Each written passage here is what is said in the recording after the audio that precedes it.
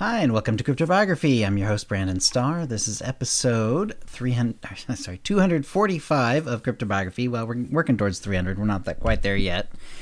And this is part 12 of the Isle of Bronze. And here we go. Less than a week later, they were all down at the docks, preparing to send Queen Kallis on her way back to Thebes. Everything was prepared.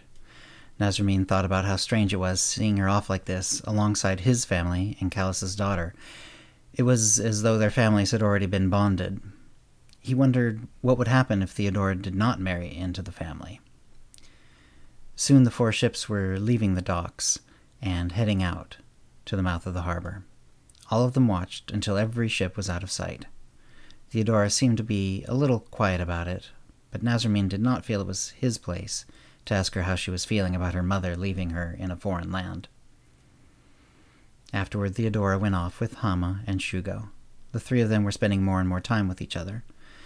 Shugo wasn't showing outward signs of romantic interest in her, but Nasramin thought it might be him waiting for his unity search, so he could have a true search and not one already decided beforehand. But regardless, Hama was now also getting along with Theodora, and that made him glad. He wanted to make a formal alliance with Thebes, and that might not happen without Theodora's help. Then again, it might.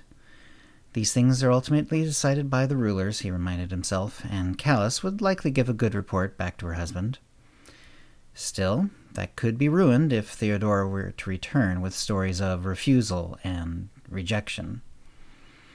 The next days were again full of planning for the future. Among other things, Mersili and Nasramin both believed that they could do better with the defenses.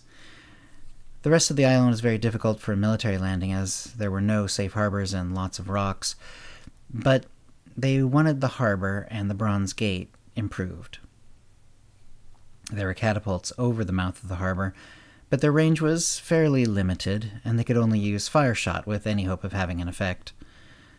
They wanted to have more machines available to throw, and preferably more powerful ones that could either toss fire shot further or toss stones to break their hulls, sails, and oars. The Bronze Gate was already well designed and being made mainly of metal. One might think they couldn't improve upon it, but they came up with several ideas, including ways to make it easier to pour boiling water upon any enemy trying to break the gate, plus nets of chains that could be lowered in front to catch and slow rams. They also planned on making the path up to the Bronze Gate, which was fairly narrow and steep, even more dangerous to enemies, by making it possible to throw rocks down and also make it so the path was harder to traverse. He wondered if Linus might not have anything to say about the situation. He'd been busy making plans and visiting with Kallis so much that he had not kept up relations with the priest. This was despite his own promises to himself to do better on that score. He visited Linus without invitation in his quarters. When he arrived, he was surprised to see that his youngest, Asasi, was with Linus.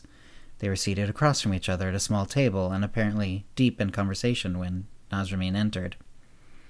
"Father," Asasi said, as though it were the most natural thing in the world for him to be talking with the head of their religion.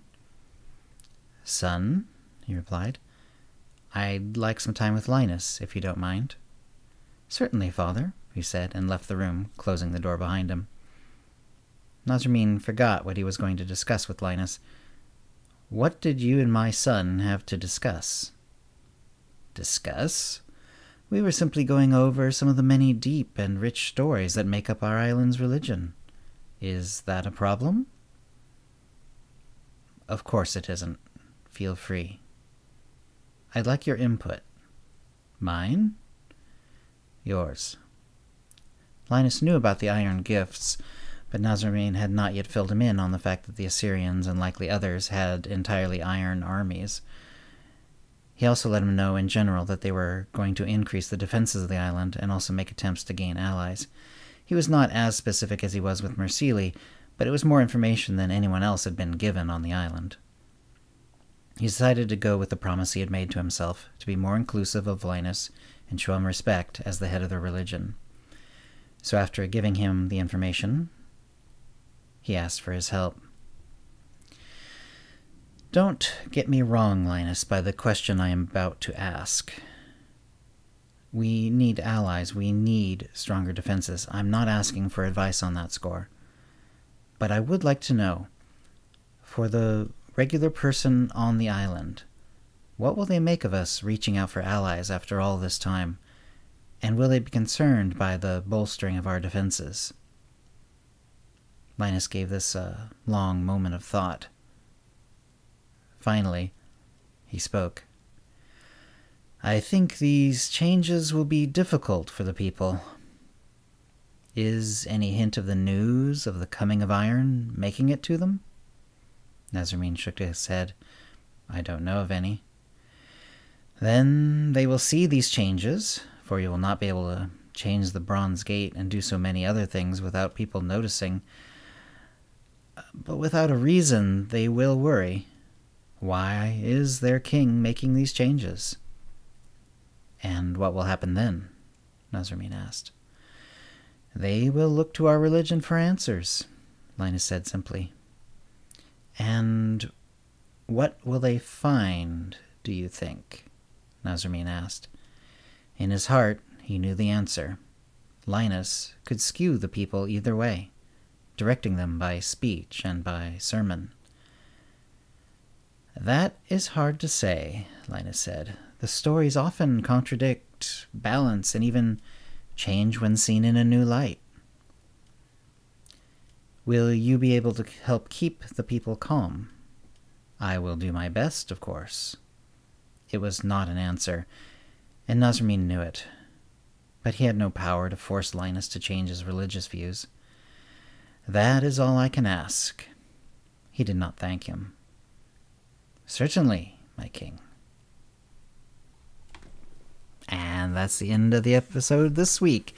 Hope you're enjoying the show. If you have any comments or questions about this story or previous stories, CryptoBiography@gmail.com, or hit us up on Facebook or Twitter. And thanks for listening.